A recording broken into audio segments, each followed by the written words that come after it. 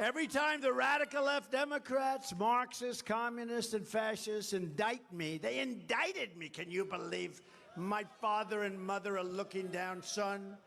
How did that happen? We're so proud of you, son. How did that happen? That wasn't a word that was in, but this is a political indictment. This was a Biden indictment. Even that stupid trial going on in New York, which has been totally discredited. Everybody's been discredited. That's all comes out of the White House. That's to discourage people from voting. That's to hurt us. The only difference is we have a big voice. We're a very big voice. This is the greatest movement in the history of politics. And we have a great voice, and we're not going to let them get away with it.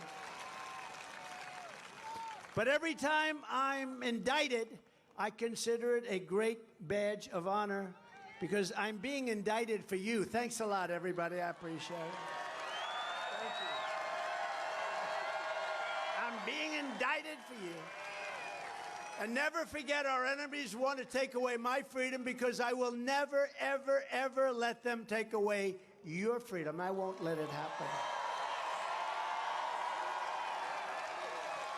They want to silence me because I will never let them silence you. I will never let them do it.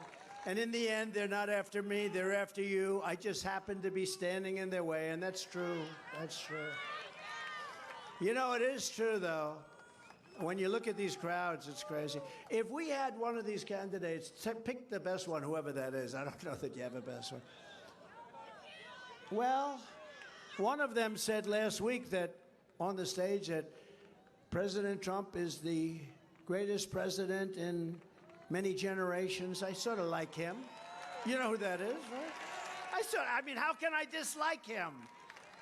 He's so nice. A lot of people say that, why are you running? Well, he said, I'm a younger version, and it's okay to say. But we want the older version, right? But that's okay to say. And, you know, you got to remember, Biden's not too old. That's not his problem. He's too incompetent. He's not old. So many people.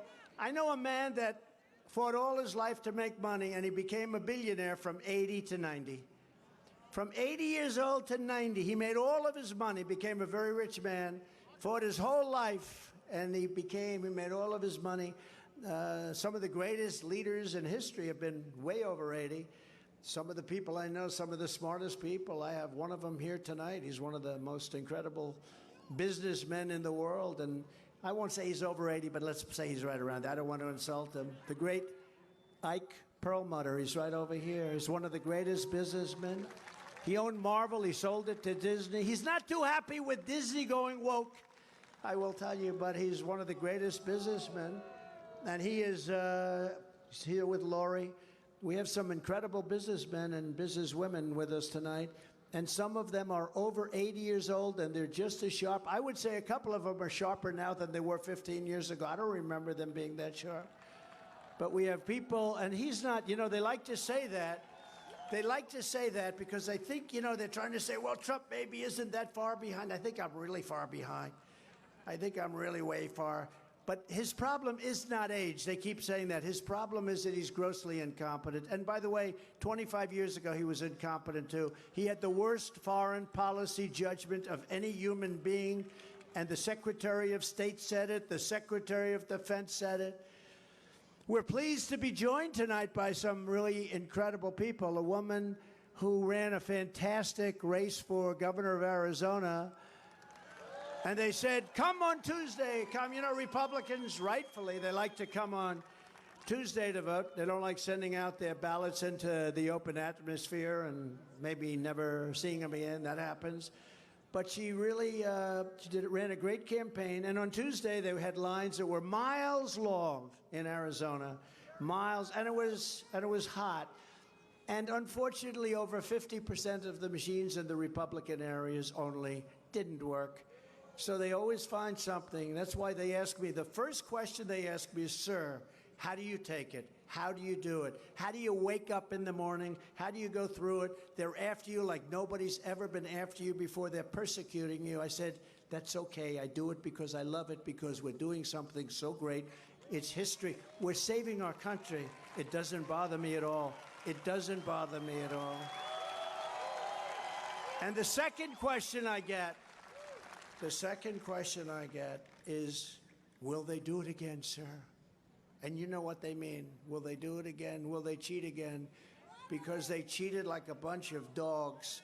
Will they do it again? And we have the best everything. They're going to try. Look, that's all. You can't win elections when you say open borders, bad education, high interest rates, high taxes, tremendously big and impossible regulations, weak on every nation, not respected by anybody. The United States right now is a laughingstock all over the world. They don't respect our president. They respected me.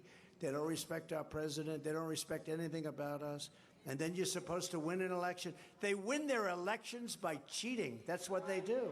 That's the only way.